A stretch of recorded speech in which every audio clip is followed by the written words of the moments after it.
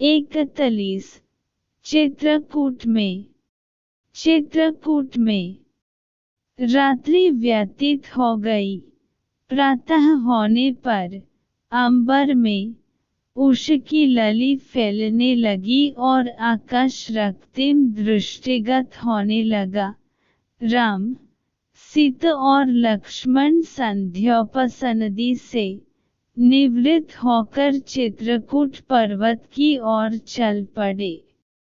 जब दूर से चित्रकूट के गगनचुंबी शिखर दिखाई देने लगा, तो राम सीता से बोले, हे मृगलोचनी, तनिक जलते हुए अंगारों की भांति पलाश के इन पुष्पों को देखो जो संपूर्ण वन को शोभायमान कर रहे हैं।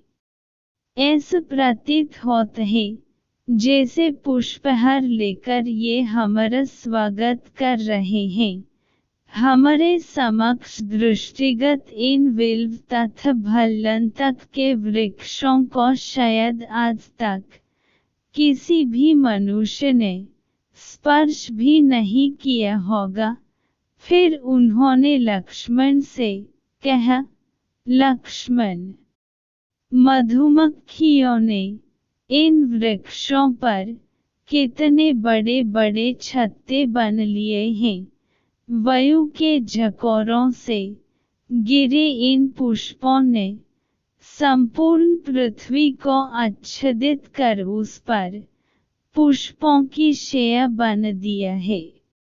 वृक्षों पर बैठे तीतर अपनी मनोहर ध्वनि से हमें आकर्षित कर रहे हैं।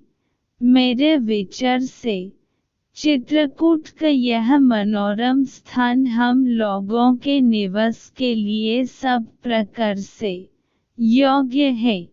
हमें यही अपनी कुटिया बननी चाहिए। मुझे निसंकोच बताओ कि इस विषय में तुम्हारा क्या विचार है। लक्ष्मण ने राम की बात का समर्थन करते हुए कहा, प्रभु, मेरा भी यही विचार है कि यह स्थान हम लोगों के रहने के लिए सभी प्रकार से योग्य है। सीता ने भी उनके विचारों का अनुमोदन किया। टहलते टहलते वे वहां स्थित वाल्मीकि ऋषि के सुंदर आश्रम में पहुँचे। राम ने उनका अभिवादन किया और अपना परिचय देते हुए बताया कि हम लोग पिता की आज्ञा से वन में 14 वर्ष की अवधि व्यतीत करने के लिए आए हैं।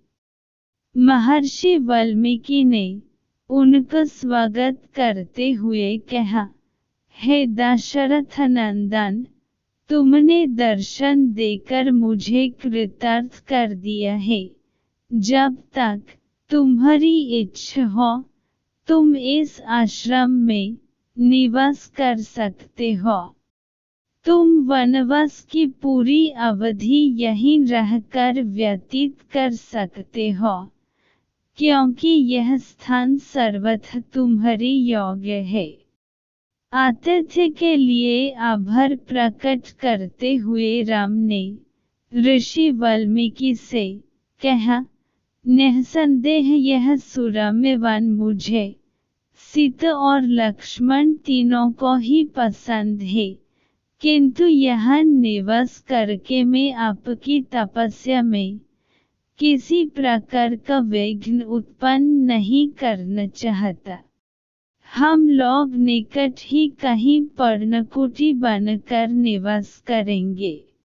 फिर उन्होंने लक्ष्मण से कहा, भैया, तुम वन से मजबूत लकड़ियां काट कर ले आओ। हम इस आश्रम के पास ही कहीं कुटिया बनकर निवास करेंगे। रामचंद्र का आदेश पाकर लक्ष्मण तत्काल वन से लकड़ियाँ काट कर ले आए और उनसे एक सुंदर तथा कलात्मक कुटिया बन डाली। सुविधायुक्त, सुंदर एवं कलापूर्ण कुटिया के निर्माण के लिए राम ने लक्ष्मण की भूरी भूरी प्रशंसा की।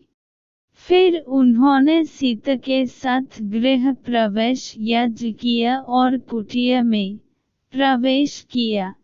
कुटिया के समीप ही चित्रकूट पर्वत को स्पर्श करती हुई माल्यावती नदी प्रवाहित हो रही थी।